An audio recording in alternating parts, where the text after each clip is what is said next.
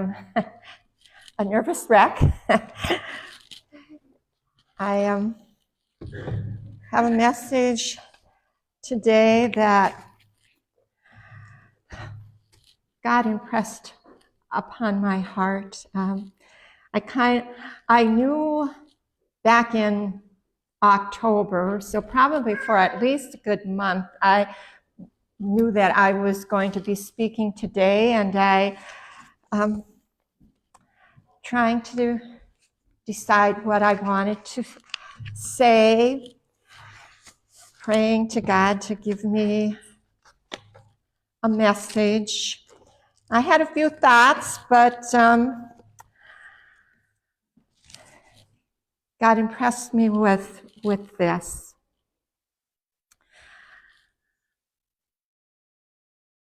I kind of wanted to shy away from it because it seemed like it was kind of going along with what Pastor has been sharing with us, the three angels message, and I thought, I am no pastor, and what am I going to be saying? October 7th, Israel was attacked by Hamas, and it just seemed like there was things happening in this world right now, and I don't want to get into this very much. I don't want to get political, but there has been a war going on in Ukraine for quite some time, but when it comes to the Middle East, when it comes to Israel, it seems like it grabs the world's attention a little bit more. What does the Bible have to say about these happenings with Israel? I saw a commercial a few times for a book that was just published by David Jeremiah, and the title of the book is The Great Disappearance: 31 Ways to be Rapture Ready. The advertisement for this book was showing people in various places, like in a crowded airport terminal, and all of a sudden, half the people are gone. People sitting and dining in a restaurant, and people have disappeared.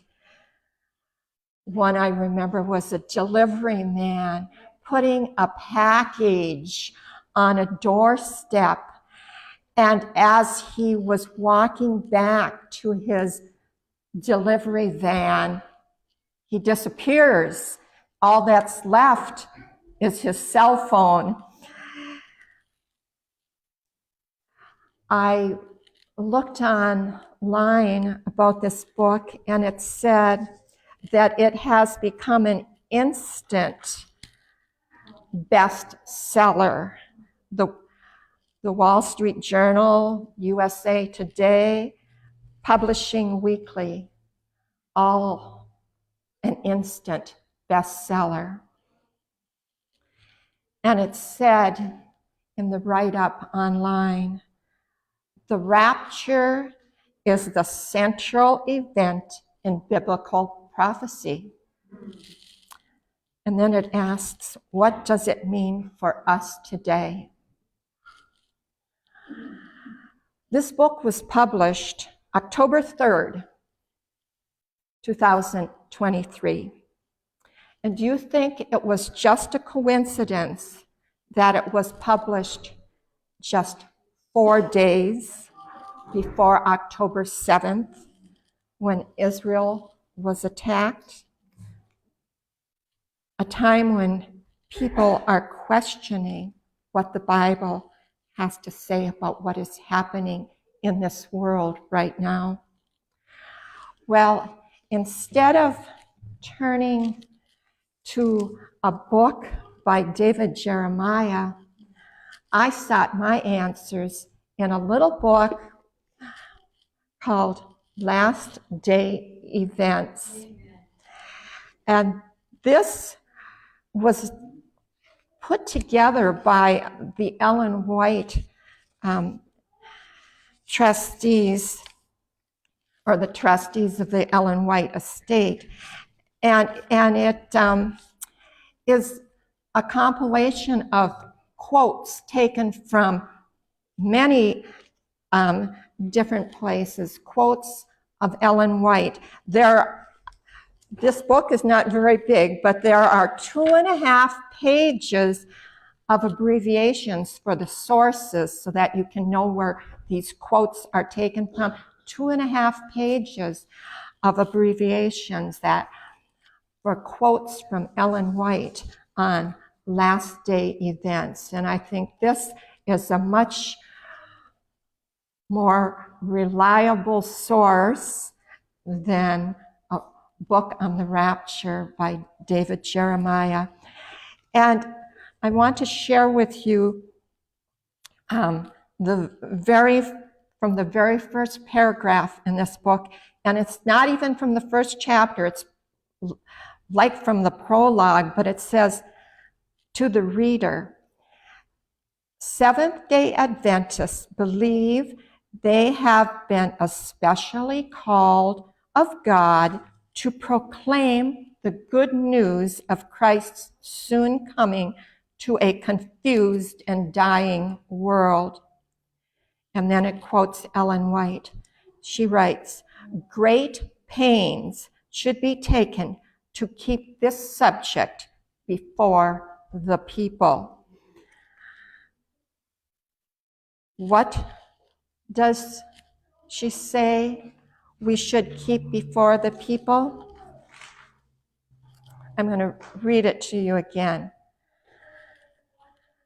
Seventh-day Adventists believe they have been especially called of God to proclaim the good news of Christ's soon coming to a confused and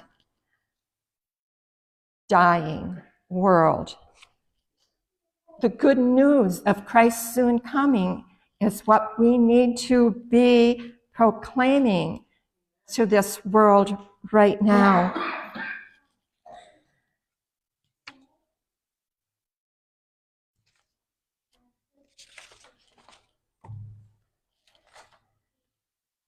And I'm going to go and read to you also the first paragraph in this book in chapter 1. The present is a time of overwhelming interest to all living, rulers and statesmen, men who occupy positions of trust and authority.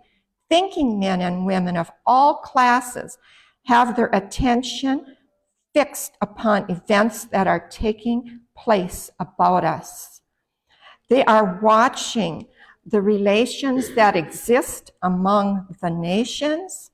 They observe the intensity that is taking possession of every earthly element, and they recognize that something great and decisive is about to take place, that the world is on the verge of a stupendous crisis.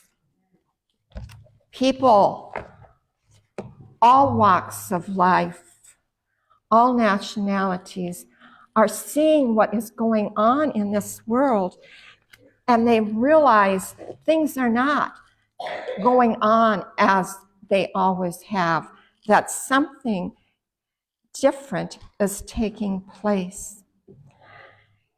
You know, our pastor, in the series he's been taking us through, he's been leading us through the 3 angels' messages in Revelation 14.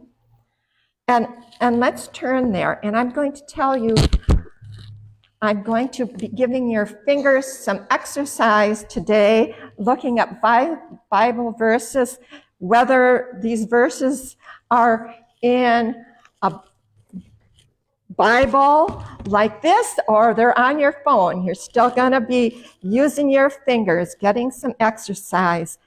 Revelation 14. And I want to look at the first angel's message in chapter 14, verse 6. Then I saw another angel flying in the midst of heaven, having the everlasting gospel to preach to those who dwell on the earth, to every nation, tribe, tongue, and people. And the verse 7 says, saying with a loud voice, fear God and give glory to him, for the hour of his judgment has come, and worship him who made heaven and earth, the sea, and the springs of water. First angel tells us to fear God and give glory to him, for the hour of his judgment has come. And I want to focus on the hour of his judgment has come. It has come right now. We are living in the time of the hour of his judgment. We are living there now. As Seventh-day Adventists, our name tells us and tells the world what we believe. We believe in the seventh-day Sabbath, and we believe in the second advent of Jesus, and that advent is near, that it is very near. Seventh-day Adventists, we believe in this. The subject that we should keep before the people, as Ellen White said, is the good news of Christ's soon coming. And I think as I read chapter 1 and how the people of the earth are aware that there is a stupendous crisis that is coming upon us, we can see so accurately where we are in history, that we are in that last days, the last day events.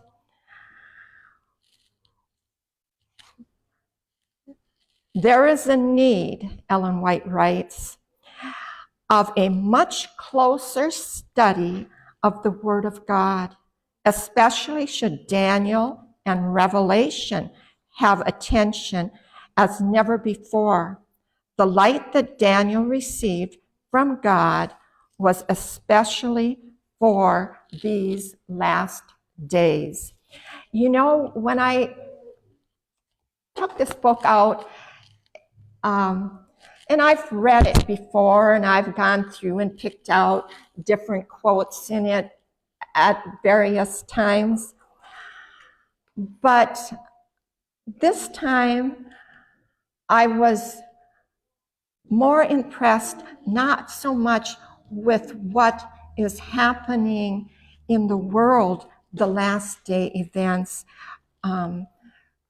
what Bob read in our scripture, Matthew 24, of wars and rumors of wars, pestilence and famines. But I was impressed with all the quotes in this book about us personally, how we need to be living, what we need to know personally to be prepared for the last day events. And so I want to turn to Daniel 2,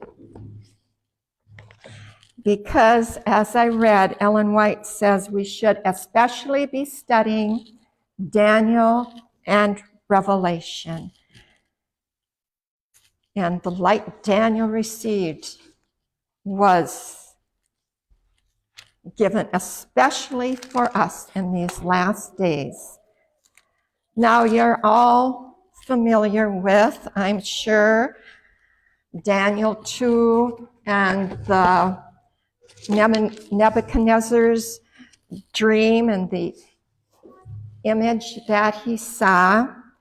I want to look at starting at verse 31. Daniel 2, starting with verse 31. It says, "You, O king, were watching, and behold, a great image. This image, whose splendor was excellent, stood before you, and its form was awesome. This image's head was of fine gold, its chest and arms of silver, its belly and thighs of bronze, its legs of iron, its feet partly of iron and partly of clay. You watched while a stone was cut out without hands, which struck the image on its feet of iron and clay and broke them in pieces. Then the iron, the clay, the bronze, the silver, and the gold were crushed together and became like chaff from the summer threshing floors. The wind carried them away so that no trace of them was found. And the stone that struck the image became a great mountain and filled the whole earth. This is the dream. Now I will tell you the interpretation of that dream." And Daniel goes on to interpret the dream, the image, the head of gold, the breast of silver, the belly and thighs of bronze, the legs of iron. All of this has been fulfilled in world history exactly as Daniel explained it to King Nebuchadnezzar. So where are we? We are in those feet of iron and clay mixture. Let's look at verse 41. So Daniel 2, verse 41. "Whereas you saw the feet and toes, partly of potter's clay and partly of iron, the kingdom shall be divided, yet the strength of the iron shall be in it, just as you saw the iron mixed with ceramic clay. And as the toes of the feet were partly of iron and partly of clay, so the kingdom shall be partly strong and partly fragile. As you saw iron mixed with ceramic clay, they will mingle with the seed of men, but they will not adhere to one another, just as iron does not mix with clay. And in the days of these kings, the God of heaven will set up a kingdom which shall never be destroyed, and the kingdom shall be left to other people. It shall break in pieces and consume all these kingdoms, and it shall stand forever. Inasmuch as you saw that the stone was cut out of the mountain without hands, and that it broke in pieces the iron, the bronze, the clay, the silver, and the gold, the great God has made known to the king what will come to pass after this. The dream is certain, and its interpretation is sure." Everything has been fulfilled, as I said, exactly as Daniel interpreted this dream. And where are we? We are in the feet. We are in the toes. I've heard it said we are in the very toenails of that image. There is only one event left to take place. That is for that rock. Jesus, the rock of our salvation, to come and set up his kingdom. It's coming soon, people. It's coming very soon. And we can be so confident as we look at how faithfully the prophecy of this image has been fulfilled until this time.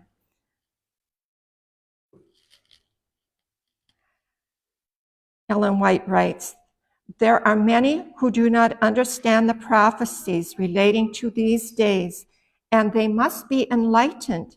It is the duty of both watchmen and laymen to give the trumpet a certain sound." We are Seventh-day Adventists, and we need to be proclaiming the message of Jesus' soon return. She says, "Great pains should be taken to keep this subject before the people. The solemn fact is to be kept not only before the people of the world, but before our own churches also, that the day of the Lord will come suddenly and unexpectedly. The fearful warning of the prophecy is addressed to every soul.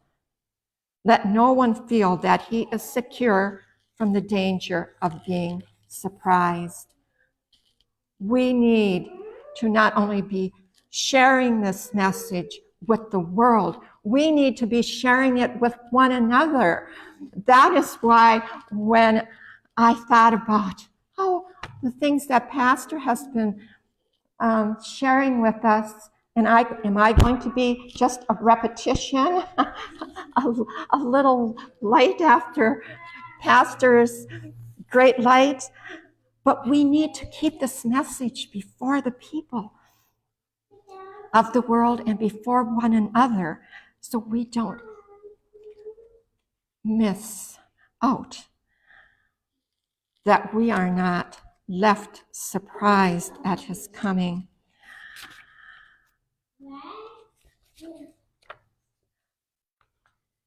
Because there is something that I think was talked about in Sabbath school today. And if you missed Sabbath school, you missed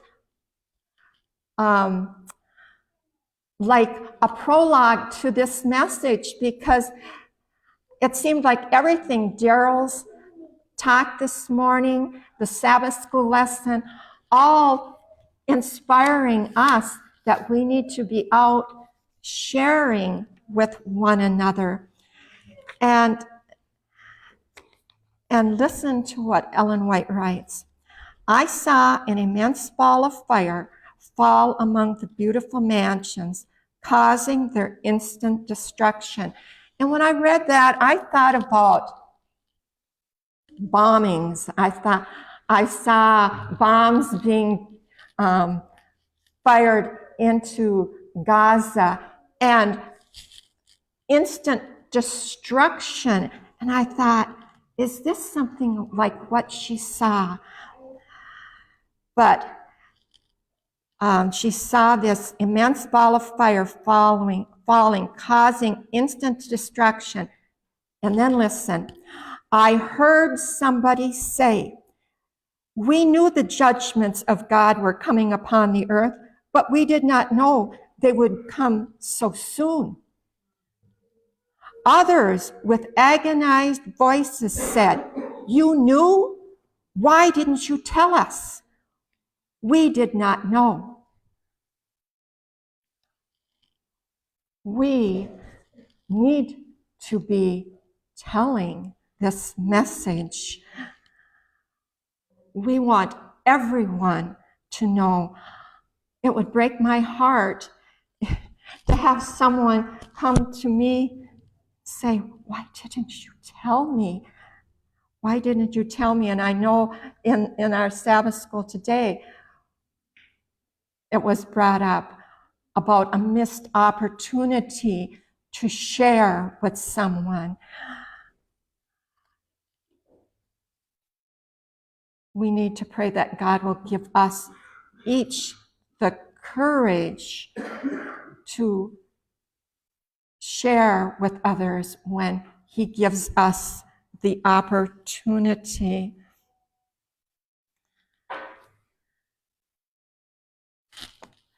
And I have this little hang up because I have a tendency when I get up here to be a little bit long.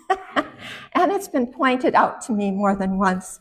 And so I keep looking at the clock, and I do have in my notes some little question marks. Okay, how is the time going when you get to this point? Do you want to just skip this one? So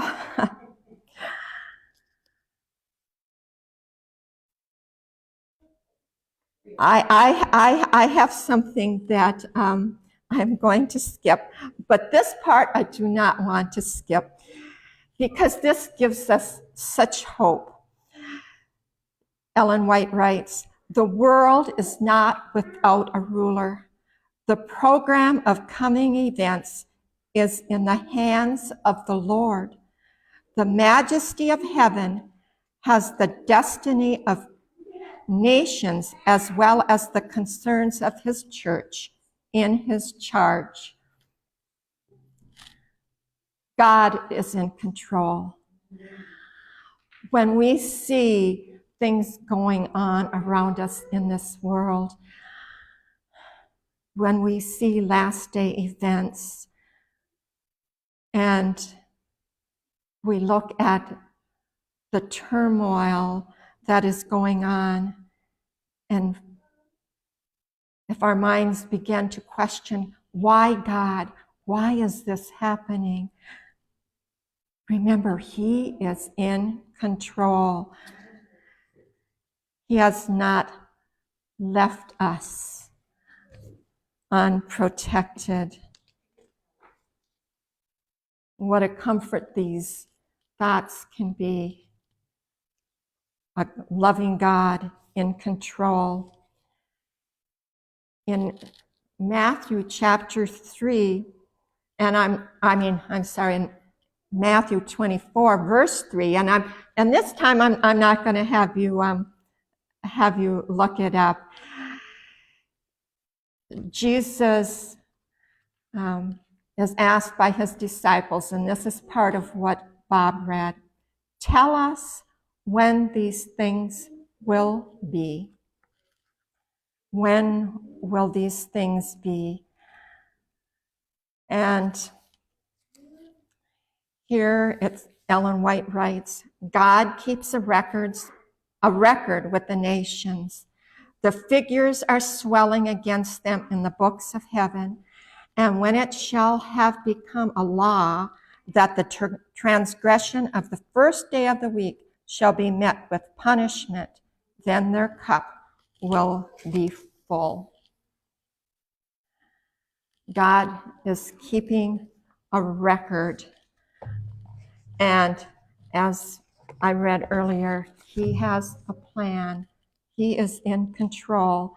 And now I will have you turn with me to Peter, 2 Peter, and chapter 3.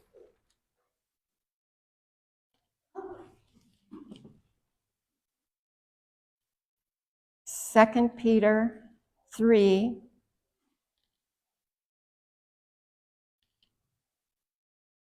and I'm going to be beginning with verse 3.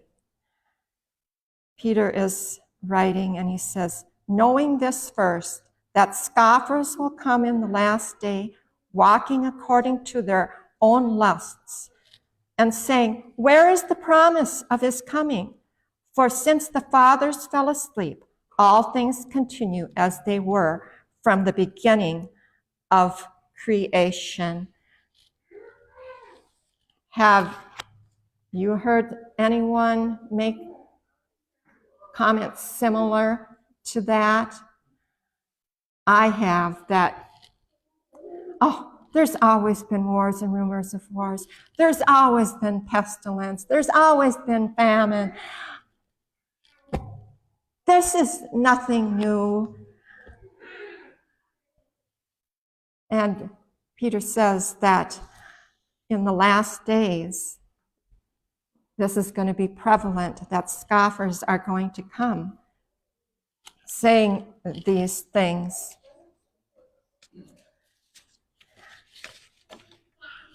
But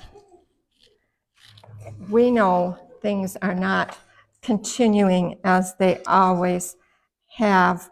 Matthew 24, verse 36, talking about Jesus' return, and he says to the disciples, but of that day and hour no one knows, not even the angels of heaven, but my Father only.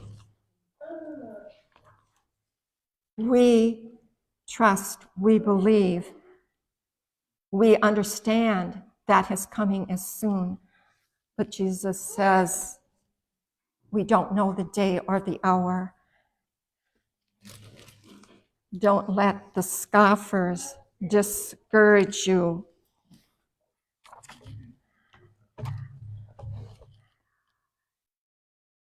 And Ellen White writes, when we shall stand with the redeemed upon the sea of glass, with harps of gold and crowns of glory, and before us the unmeasured eternity, we shall then see how short was the waiting period of probation.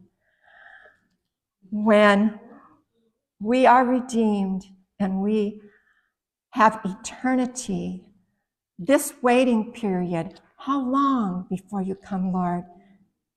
It's going to seem so short to us compared with eternity. And so what should we be doing as we are waiting for the Lord's return? Sharing the good news of Jesus' soon return. And how should we be doing this? Ellen White writes, prayer and effort. Effort and prayer will be the business of your life. You must pray as though the efficiency and praise were all due to God, and labor as though the duty were all your own. Pray and work. Prayer and effort is what we are called to do at this time. And I'm going to skip one more quote here. And I have something that I thought you would all like. I know I did. Ellen White writes, keep a pocket Bible with you as you work, and improve every opportunity to commit to memory its precious promises. This is something we need to be doing in these last days. And I thought, a pocket Bible. But what do most of us have right now in our pocket? That's something that we carry with us all the time. And Jane held it up, a cell phone. We have pocket Bible cell phones. Most of us have the Bible downloaded onto our phones. So we can have it with us always to be improving the opportunity when we have a few free minutes to commit to memory God's precious promises.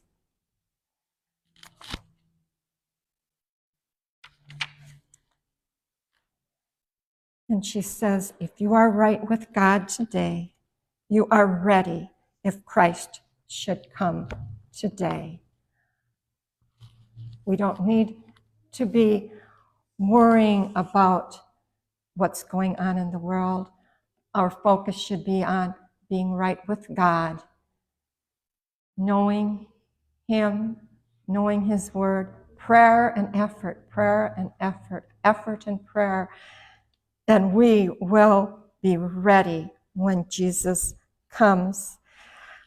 One of the main things we think about as Adventists, when we think about last day events, we think about Sunday laws.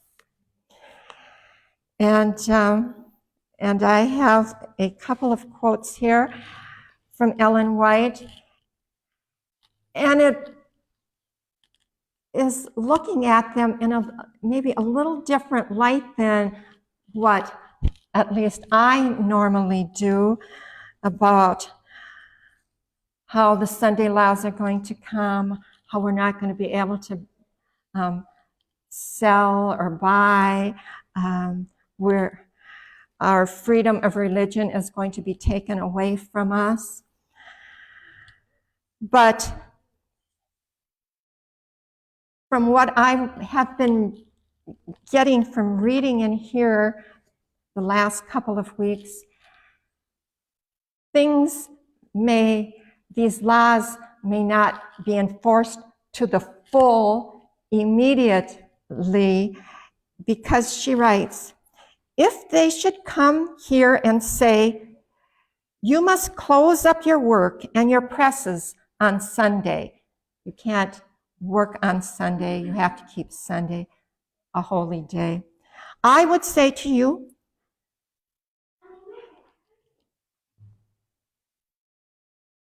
I was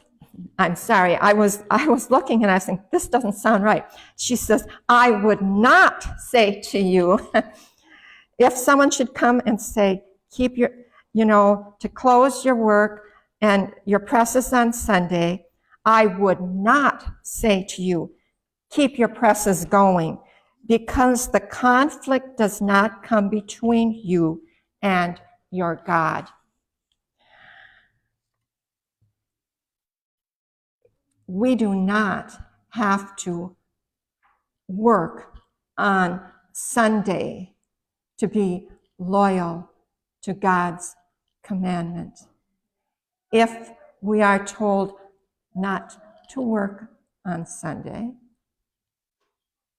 she goes on and tells us that we can use that day as a wonderful opportunity to be sharing with others. Use it for mission outlets in your community. And this one I thought was something you would enjoy too. We should not feel enjoined upon us to irritate our neighbors who idolize Sunday by making determined efforts to bring labor on that day before them purposely to exhibit an independence. So don't go around purposely doing things so that your neighbors become upset with you because you are working on Sunday. And she goes on to say, our sisters need not select Sunday as the day to exhibit their washing. So don't go out hanging your clothes out on the line on Sunday just to irritate your neighbors or to Show your independence that you are not keeping Sunday, you are worshiping on Sabbath. We are not called to make things more difficult for ourselves than God would call us to do. A great crisis awaits the people of God. Very soon, our nation will attempt to enforce upon all the observance of the first day of the week as a sacred day. In doing this, they will not scruple to compel men against the voice of their own conscience to observe the day. The nation declares to be the Sabbath. This is where we need to draw the line. Seventh-day Adventists will fight the battle over the seventh-day Sabbath. The authorities in the United States and in other countries will rise up in their pride and power and make laws to restrict religious liberty.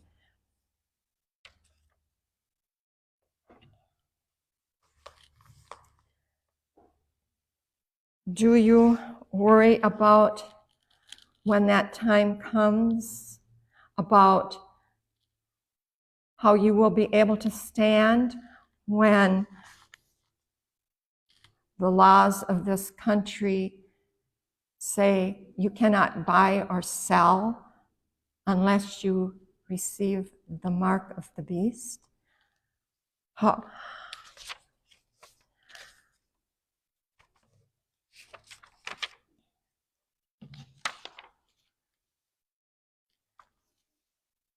Ellen White tells us not to worry about that time. We are not to have the courage and fortitude of the martyrs of old until brought into the position they were in. Should there be a return of persecution, there would be grace given to arouse every energy of the soul to show a true heroism. She tells us we don't have the courage of the martyrs right now. We don't have the courage to stand for what we believe. But when the persecution comes, God will give us the courage of the martyrs. The disciples were not endowed with the courage and fortitude of the martyrs until such grace was needed. Not even the disciples had that courage until they needed it, until God gave it to them. And as we think about last day events, and some of them may sound very scary, and how are we going to stand? God is going to take us through. He's going to give us the courage.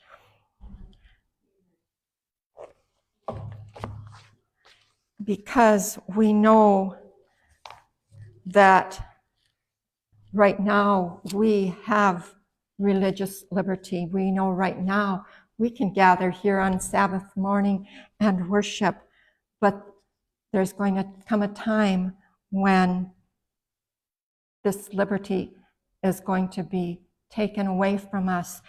And we may think, at least I know I have, how can this happen in this country of freedom?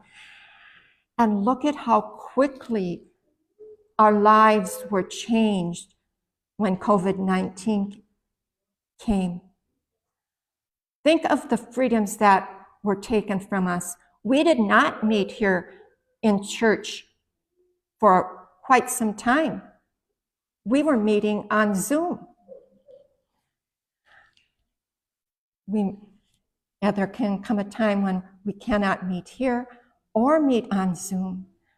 But God is going to be there giving us the courage, because we are in a battle right now. We are in a war, and Satan will use every opportunity to seduce men from their allegiance to God.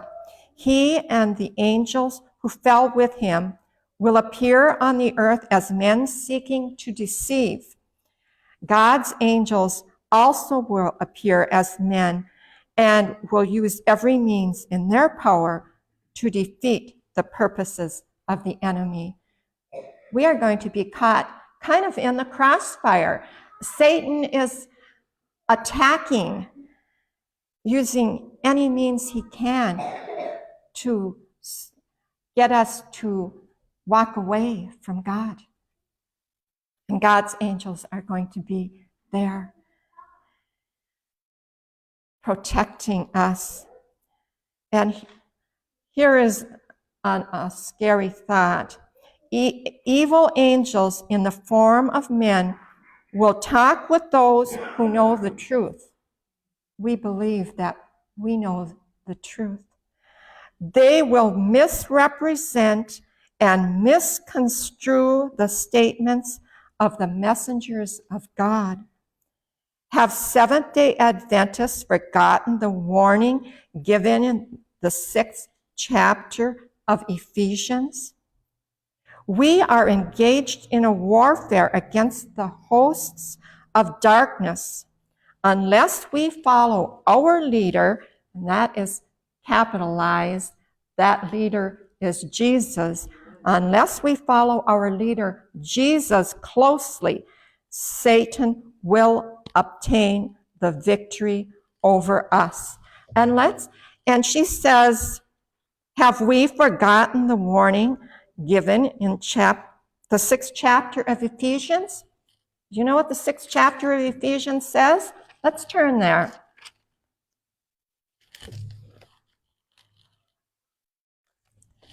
And I'm sure once we do, you will know exactly the warning. Ephesians 6 and verse 12 says, for we do not wrestle against flesh and blood, but against principalities, against powers, against the rulers of the darkness of this age, against spiritual hosts of wickedness in the heavenly places. We are fighting a war with the principalities of darkness, rulers of darkness of this age. And she warns us that these powers can even step into our church. Evil angels in the form of believers will work in our ranks to bring a strong spirit of unbelief. Let not even this discourage you, but bring a true heart to the help of the Lord against the powers of satanic agencies. These powers of evil will assemble in our meetings, not to receive a blessing, but to counterwork the influences of the Spirit of God.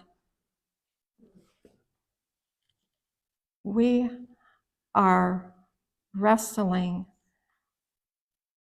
not against flesh and blood, and we have to stay connected with God. So when someone even comes into our midst here in our church, and their aim is to draw us away from God, we need to know, as Jesus said to Satan, it is written, It is written. We need to know our Bibles. We need to have a strong prayer life, to be in communion with God so that we can be safe from all of Satan's deceptions. And in 1 John 4:4, he writes, "You are of God, little children, and have overcome them, because he who is in you is greater than he who is in the world." And we say amen to that. Satan is going to try to deceive us. He wants us to be destroyed with himself. But we have somebody who is stronger than Satan. And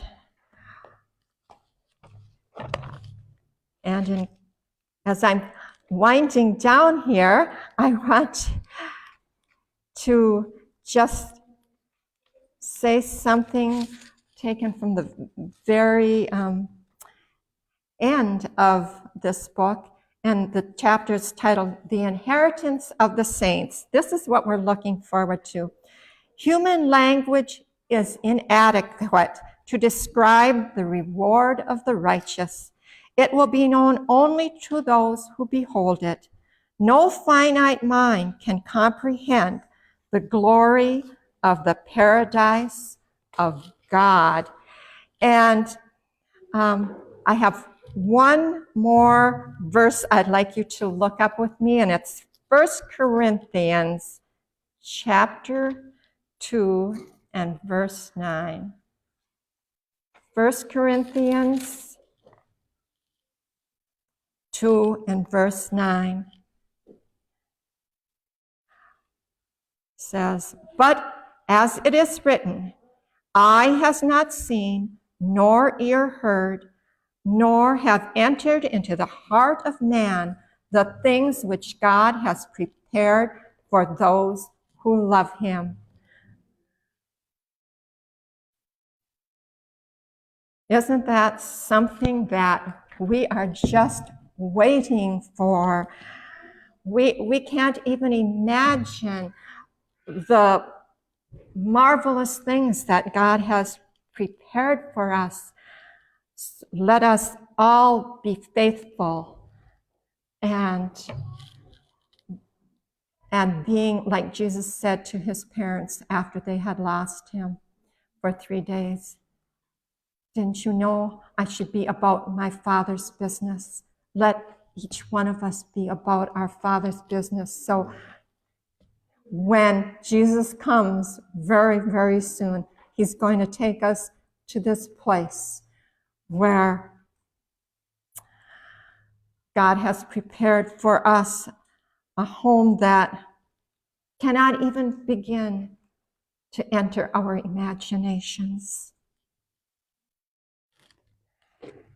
And with that, we will have our closing hymn.